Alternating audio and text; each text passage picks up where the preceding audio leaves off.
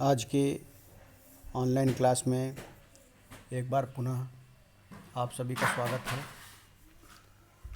आज बीए तृतीय वर्ष भूगोल के भारत का भूगोल प्रश्न पत्र का अध्ययन हम लोग वहीं से प्रारंभ करेंगे जहां पिछले कालांश में हम लोगों ने पढ़ाई की थी।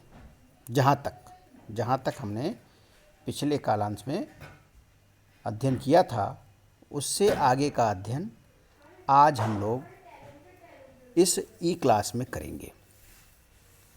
पिछले भाग में हम लोगों ने जलवायु वाले अध्याय के मानसून की उत्पत्ति संबंधित विचारधारा का अध्ययन किया था और यह विचारधारा प्राचीन विचारधारा जो कि अति सरल है, ओवर सिंप्लीफाइड कॉन्सेप्ट के अध्ययन किया था। वास्तविक रूप में मानसूनों की उत्पत्ति इतनी सरल एवं सहज नहीं है जितनी प्राचीन चिरसम्मतकालीन मानसून की उत्पत्ति की व्याख्या बताई गई। आज के हमारे इस अध्ययन में हम लोग जेट स्ट्रीम की संकल्पना, कैसे जेट स्ट्रीम भारतीय मानसून की उत्पत्ति को प्रभावित करती है, इसके बारे में अध्ययन करेंगे और यह नवीन वैज्ञानिक शोध के फलस्वरूप उत्पन्न संकल्पना है। इससे काफ़ी हद तक मानसून की उत्पत्ति के बारे में समझा एवं बताया जा सकता है। आज का अध्ययन हम लोग मानसून की उत्पत्ति के जेट स्ट्रीम अध्ययन से संबंधित है।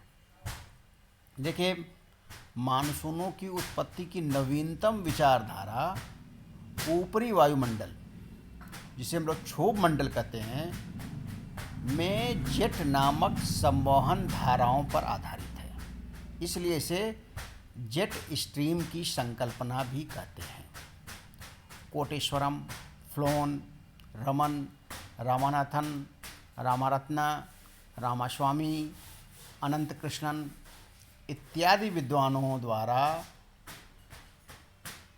तथा मोनेक्स नामक भारत रूसी अध्ययन दल के खोजों के फलस्वरूप मानसून की उत्पत्ति पर एक नई संकल्पना विकसित की गई, जिसे जेट स्ट्रीम की संकल्पना के नाम से जानते हैं।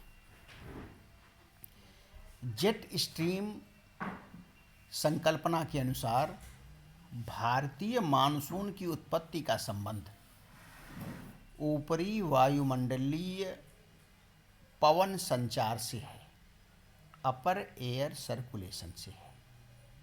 भारतीय मानसून की उत्पत्ति का संबंध ऊपरी वायुमंडलीय पवन संचार से है। इसके विपरीत प्राचीन विचारधारा क्या कहती थी कि वायुदाब की विलोमता के फलस्वरूप उत्पन्न होने वाली पवनें ही मानसून की उत्पत्ति में सहायक होती हैं। लेकिन इसमें इन्होंने बताया, इस संकल्पना में, कि मानसून की उत्पत्ति का संबंध ऊपरी वायुमंडलीय पवन संचार,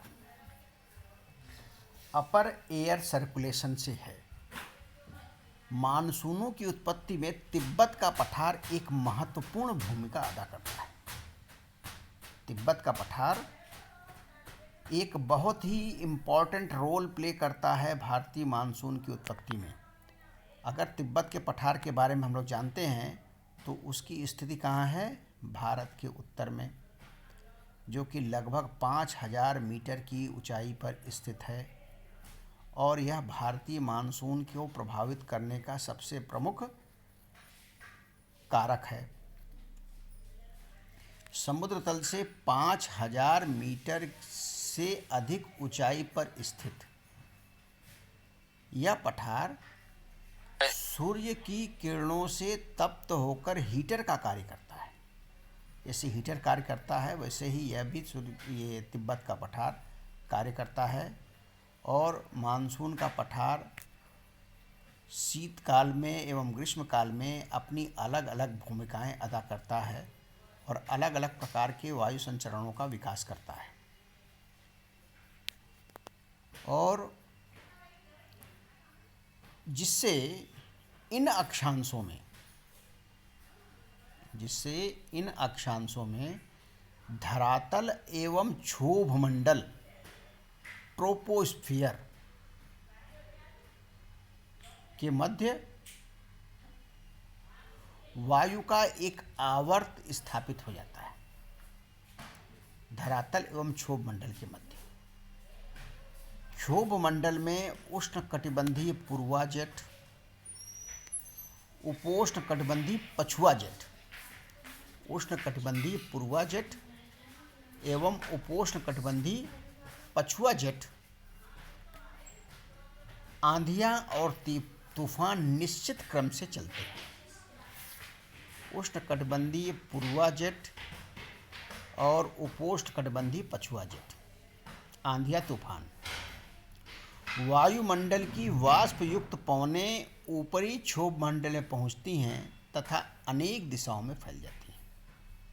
वायुमंडल की वाष्प युक्त पवनें ऊपरी क्षोभ मंडल में पहुंचती हैं तथा अनेक दिशाओं में फैल जाती हैं।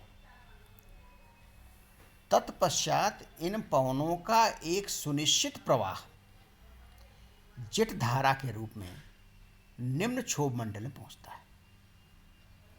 तात्पर्य यह है कि क्षोभ मंडल में पहले से ही हम जानते हैं उष्णकटिबंधीय पूर्वा जेट, उष्णकटिबंधीय पछुआ जेट, उपोष्णकटिबंधीय आंधियां तूफान चला करती हैं। और जब ये वायुमंडल की वाष्प युक्त पवनें जो कि गर्म होकर ऊपर गई हैं तिब्बत के पठार के सहायता से ऊपरी क्षोभ मंडल पहुंचती हैं तथा अनेक दिशाओं में फैल जाती हैं।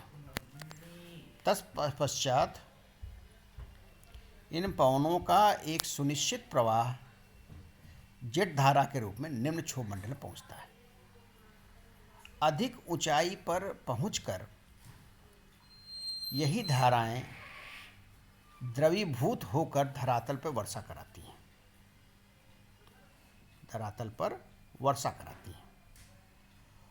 कोटेश्वरम के अनुसार, अभी पूर्व में कोटेश्वरम का नाम लिया गया, पूर्वा जेट पवनों की प्रकृति पर ही ग्रीष्मकालीन मानसून निर्भर करती है। पूर्वा जेट पवनों की प्रकृति पर ही ये जेट पवनें तिब्बत के पठार पर होने वाले ग्रीष्मकालीन विकिरण द्वारा प्रभावित होती है। जैसे बताया गया आपको, ग्रीष्मकाल में तिब्बत का पठार जितना अधिक गर्म रहता है या तपता है, उतनी पूर्वी जेट धाराएं शक्तिशाली होती हैं। देखिए आपके इस मानचित्र में भी, फोटो में भी ये दिखाया गया है क्षोभ मंडली प्रतिचक्रवात, क्षोभ मंडली चक्रवात। आप देखिए ये डैश लाइन जो है, जो आपको छायांकित भाग है, वो है तिब्बत का पठार, और ये बाएं तरफ वाला जो है वो शीत ऋतु है और दाएं तरफ वाला ग्रीष्म ऋतु है।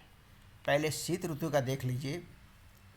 शीत ऋतु में जानते हैं हम लोग कि उच्च वायुदाब भारत के पश्चिमी भाग में, पाकिस्तान के पूर्वी भाग में अवस्थित हो जाता है, जिससे कि उच्च यहाँ भी दिखाया गया है, उच्च वायुदाब, और उसी के साथ साथ क्षोभ मंडलीय प्रतिचक्रवात भी इसे दिखाया गया, क्योंकि केंद्र में उच्च वायुदाब है।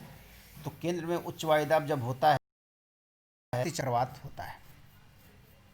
और इसके साथ साथ ये तापमान की प्राप्ति से तिब्बत का पठार निम्न वायुदाब का केंद्र बन जाता है और यह क्षोभ मंडलीय चक्रवात की उत्पत्ति होती है। और आप देखेंगे कि यहाँ पे दो तीर बनाए गए हैं, एक तीर तो ऊपर की ओर है और दूसरी तीर क्षोभ मंडलीय प्रतिचक्रवात से लेकर के क्षोभ मंडलीय चक्रवात तक है। और इस काल में वायु धरातलीय खंड से जलीय खंड की ओर प्रवाहित हो रही है।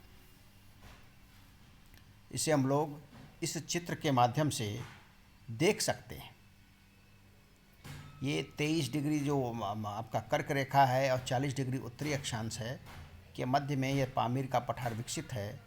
इस क्षेत्र में इस प्रकार की स्थितियाँ बलवती होती हैं। और इसके विपरीत ग्रीष्म काल में देखेंगे आप, जस्ट उल्टा संबंध हो जाता है। और जो ग्रीष्म काल का, जो शीतकाल का नीचे वाली जो वायु थी वो ऊपर की ओर अग्रसर हो जाती हैं और क्षोभ मंडली चक्रवात विकसित हो जाती है। और क्षोभ मंडली प्रति चक्रवात अब तिब्बत के पठार पर स्थित हो जाता है और यह निम्न वायुदाब का केंद्र स्थापित हो जाता है, जिस कारण कि दक्षिणी पश्चिमी धरातली पवनें प्रवाहित होती हैं। ये हम लोगों ने जेट स्ट्रीम के बारे में भी अध्ययन किया और डिटेल में अध्ययन इसके बाद वाले कालांश में भी करेंगे, तथा भारतीय मानसून से संबंधित अन्य विशेषताएं एवं ऋतुओं के बारे में भी अध्ययन करेंगे। आप लोगों ने इस कालांश को, इस ई लेक्चर को बहुत ध्यानपूर्वक सुना। आप सभी का बहुत बहुत धन्यवाद। शेष अगले भाग में।